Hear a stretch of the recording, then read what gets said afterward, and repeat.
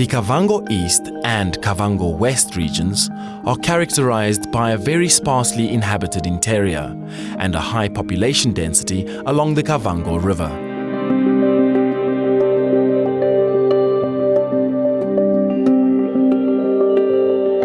When the Kwangali people first settled here, they called this place Kavango Kokawa, which means beautiful land.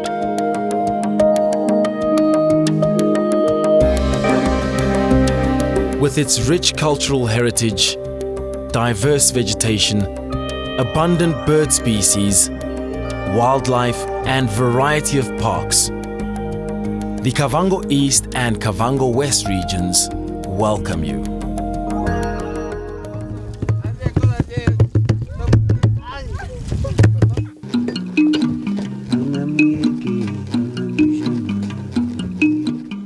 Reed mat is the work for the man. Like a man, if you are getting married, you have to make a reed mat the first day, which you are going to sleep with your wife. If you fail to make it, they have to send you back to your parent. And the woman also is very important to know how to weave basket. Long time when we were not having field for plowing mahangu, maize and sorghum, our parents they were collecting mangeti. And those nuts where we used to get oil, and you can also get the flour which you can cook as porridge.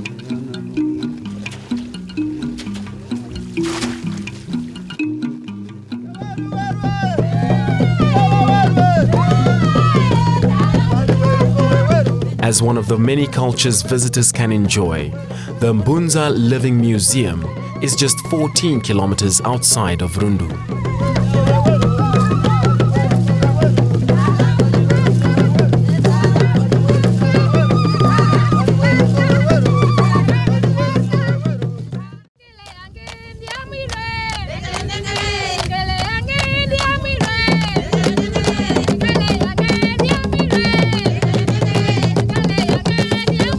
Apart from displaying their unique river culture, the Kanuni Cultural Group use dance to kill tension between villages and bring peace.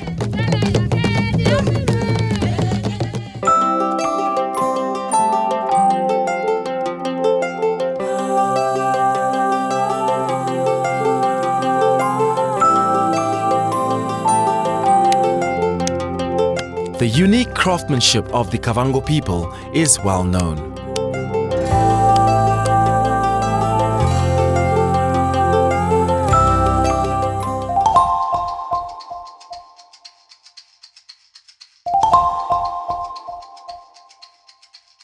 The Okavango River is the fourth longest river system in southern Africa. The only perennial river in Africa that doesn't flow into an ocean, but instead flows into the Kalahari Desert to form the Okavango Delta.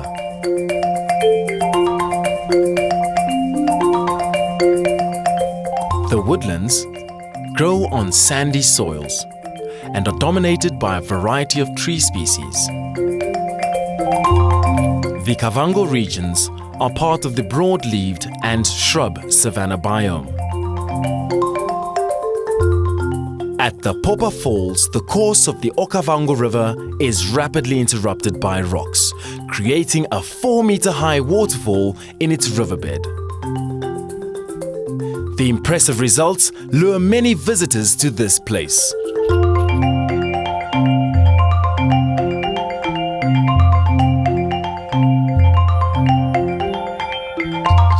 Along the river, a variety of lodging and luxury camping accommodation is available. For visitors on a budget, other comfortable options make your stay worthwhile.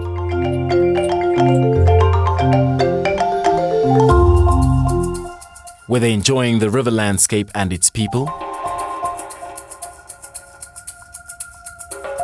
or football game in the landscape,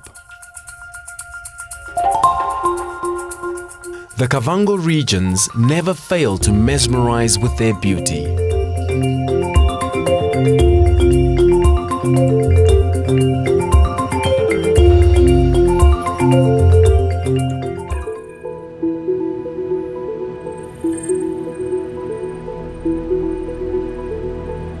Kavango regions have an abundance of unique bird species.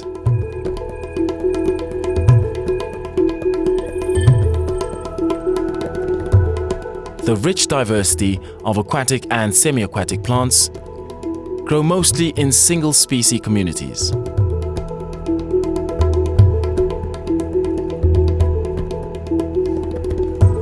The extremely long toes of the African jacana enables it to walk on floating vegetation and water lily leaves.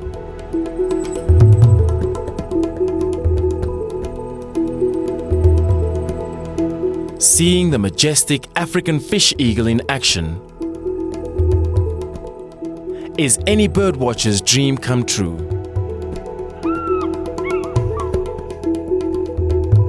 Bradfield's hornbill is a common bird in this region.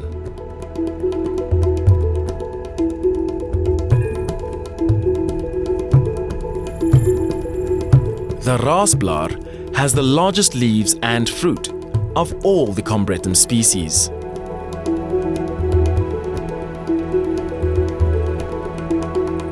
From the unusual fork-tailed drongo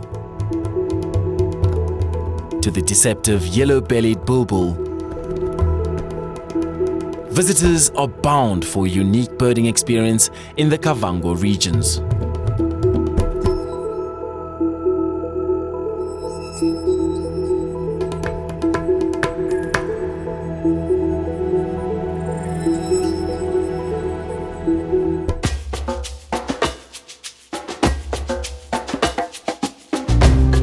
The crocodile have the strongest bite of all animals in the world and can stay 2 to 3 hours underwater. The Kavango crocodile has a bad reputation along the river. Hippos are regarded as one of the most dangerous animals in Africa. Although they might look a little chubby, they can easily outrun a human.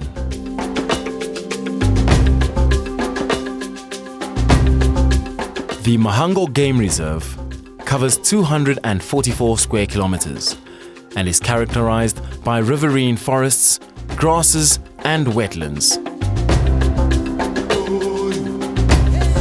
African elephants are the largest land mammals on the planet and undergo the longest gestation period of 22 months.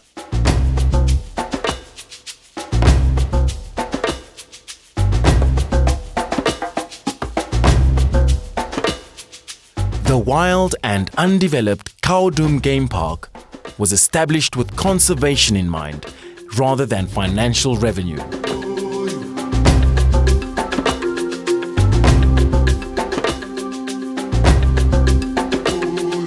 This unique park is unfenced, enabling animals to follow their natural migration routes.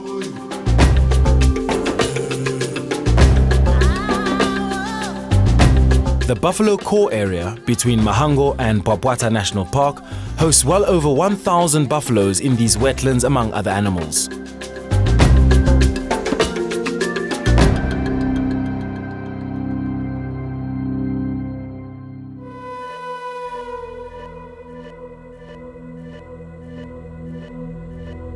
One of the best experiences of interacting with fellow adventure seekers is the magnificent sunset boat cruises on offer.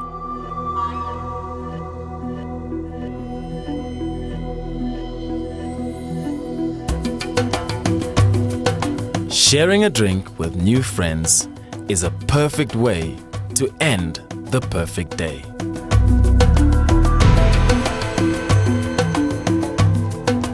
Another fun and popular activity to experience on this river is the inexpensive Makoro safaris, offered by locals along the riverbanks.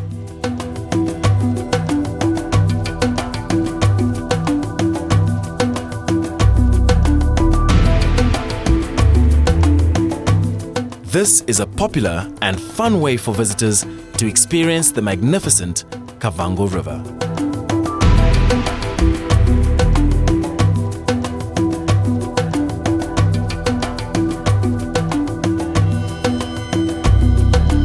Getting to Kaodum National Park is all about adventure. And more than half the fun of this journey is getting there.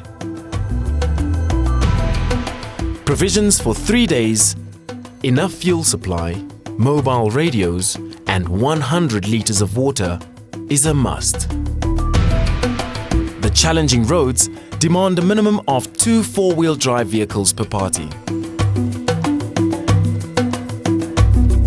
The tracks tend to follow dry riverbeds, also known as omurambas, linking several waterholes together. This unique adventure is a dusty experience.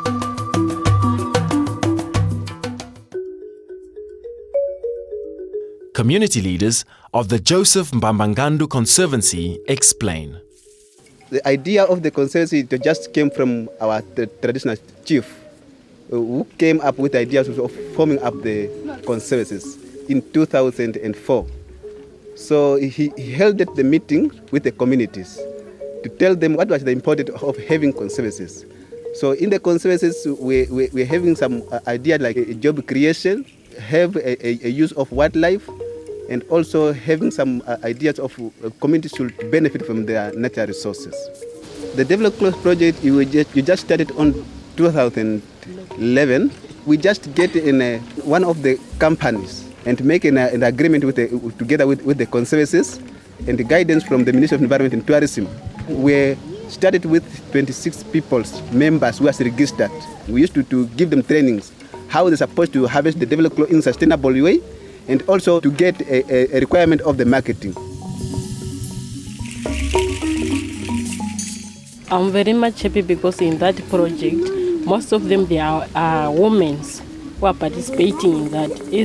Because if you can see that nowadays, women they are not that much concerned that maybe she can do something good in life, but at least in this project, there are the more people who are active as the women. They are supporting their small children and all those stuffs.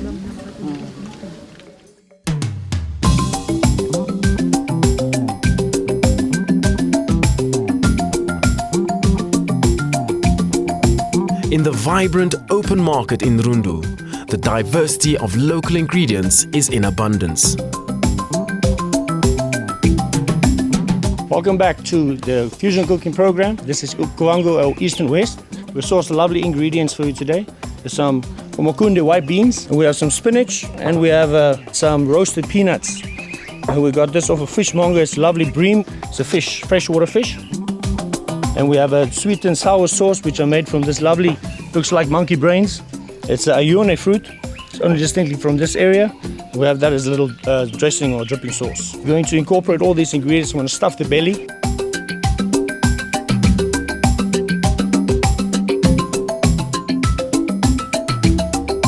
So now basically after we've chopped everything up, we're just going to stuff the bream.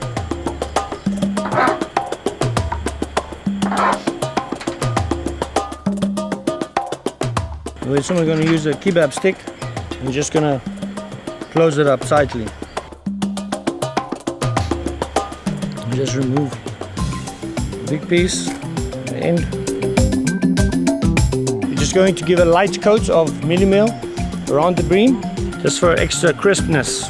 And then I'll deep fry it. And it's nice and hot.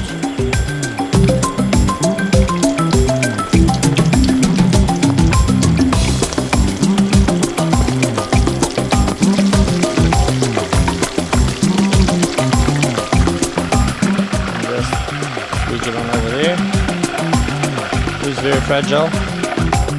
And just for presentation, we're just going to halve it. In the final, we have our iune dressing, our sweet and sour sauce, and then you tuck in and enjoy.